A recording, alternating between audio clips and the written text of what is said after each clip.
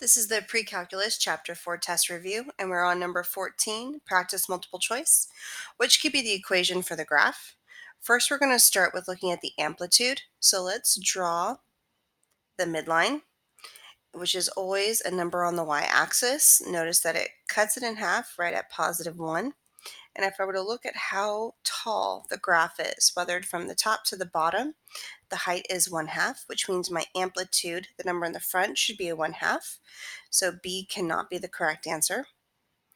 Next, I'm going to look at where originally any of the graphs would start. Would have a midline of 0, which means my midline jumped up 1. So my answer should have a +1. A cannot be correct. Now the only difference is this a cosine graph or a sine graph? So let's pay attention to where it starts. If I were to draw a cosine graph, your cosine graph should start up and then go down. Your sine graph should start at the 0, go up and then down and then up. So if I were to look at this, it looks like my graph starts up and goes down.